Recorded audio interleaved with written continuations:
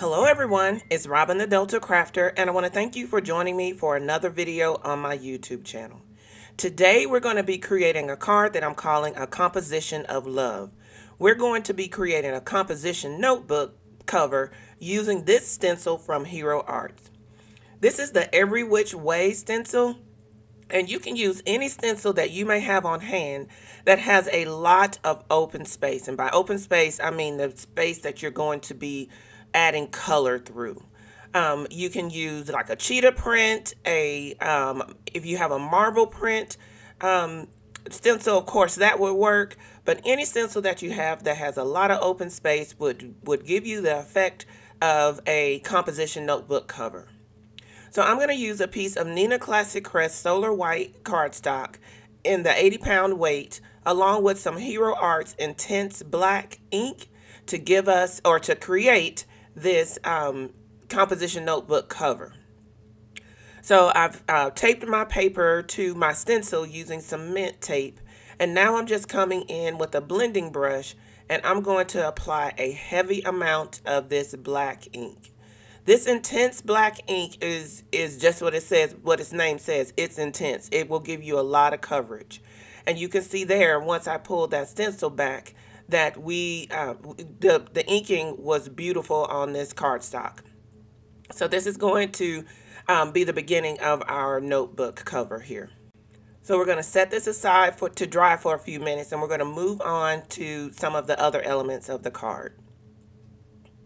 So when you think about a composition notebook, there's always a label on the composition notebook. So I'm going to use the small stitch rectangles die to create our label, and I'm going to use the Love You Greetings, both the stamps and the dies, for our sentiment that we're going to add to this cover.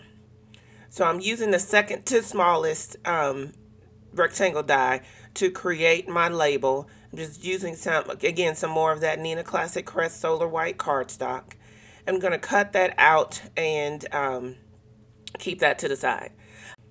I've decided to use the I Really Like You sentiment from the stamp and die set. So I've pulled both of those out, and now I'm going to go and die cut the sentiment. I'm going to be using a technique or a trick that I saw Jennifer McGuire use, where this is going to do is going to give us better stamping on a die cut.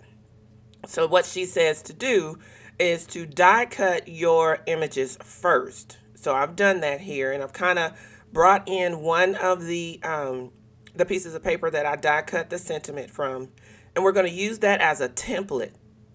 So I was able to put that in my MISTI, and I have my clear sticky mat from scrapbook.com in my MISTI, and that is going to hold both my template and my die cut image in place so that I can go ahead and stamp the image onto the die cut image. So we're kind of doing this a little bit backwards. I'm going to bring in some crimson ink from Hero Arts. This is a beautiful red that'll go well with the Valentine's Day theme.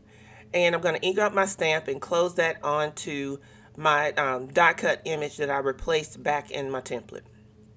So you can see here, I'm going to close the door, going to rub it with my microfiber cloth, and we're going to get a stamped image on the already die cut piece.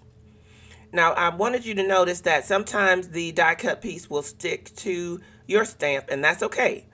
All you have to do is peel it off and then replace it into your template, and then stamp again, or as many times as you feel like you need to get the color or the effect that you're really going for.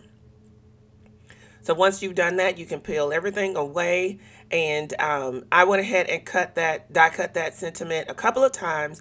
Just going to glue those layers together so that this sentiment can be nice and thick and built up.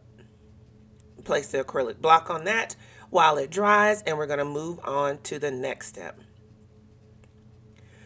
So in order to really create the composition notebook look, I'm going to go ahead and bring in my corner rounder.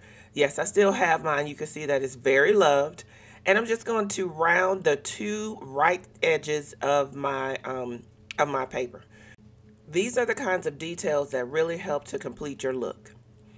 So I'm bringing in a T ruler because I also want to put some lines on the what's going to be the label. So most composition notebooks on their label to have 3 or 4 lines where you can put the title of what the composition notebook is. So I'm going to create that by using this Copic micro liner pen, and I'm just drawing 3 different lines on my label using my T ruler. I really wanted these to make sure that these were straight, so that's why I brought in the T ruler. Another aspect that that's going to help bring the composition notebook look to life is adding some black washi tape to the edge of the notebook or the paper. This is going to be like the binding that you see on a composition notebook. So this happens to be some washi tape that I had in my stash. It's also a chalk washi tape, so I could write on it with a chalk marker or chalk. So that's why it has a backing to it. So I'm going to take that black washi tape, and I apologize for my hair getting in the way there, and just stick that to the side of the notebook that is not rounded on the corners. So that's going to, again, give us the look of binding on the edge of our composition notebook.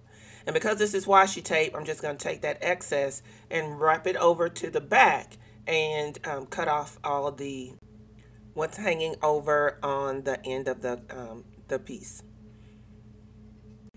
So now that we've got our seam binding in place, we're going to kind of size up things for our label. So off camera, I went ahead and cut out a couple of hearts using the Hero Art nested heart dies. That white one is the tiniest, smallest heart that is in that set. And then I cut out a red one as well to kind of go behind our sentiment. After getting my layout together, I'm going to go ahead and adhere everything down. And this time I'm going to be using some liquid adhesive. This is the Artiste liquid glue from scrapbook.com. I'll have all the products that I'm using today listed and linked below in the description box for you so that they can be easy for you to find. I got that heart, the red heart down, and now I'm going to adhere the sentiment to the label and press that into place. And I'm going to place an acrylic block on the label while everything dries in place. I wanted to have like a little tab, a little sticky note tab coming out of the side of my notebook. So I just took a piece of scrap red cardstock and I cut a tag, or a flag, I'm sorry, tail into the end of it. And remember that white tiny heart that we had? That's going to go on our little sticky note flag here. So I used that liquid adhesive to adhere that down and just giving that a moment to dry as well. I'm going to bring in my tape runner to adhere my label to my composition notebook that I created.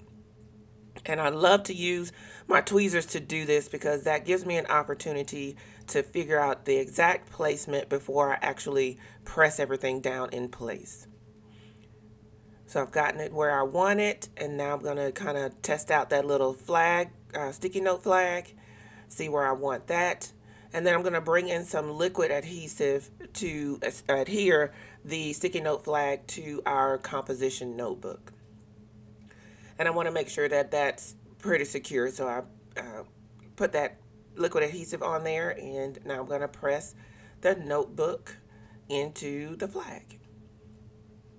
We're just about done, so I'm going to go ahead and bring that tape runner in again and put some tape on the back of this composition notebook and adhere that to our card base. The card base is made from Accent Opaque 120 pound weight cardstock. And I'm just going to, decided not to use foam tape for this card.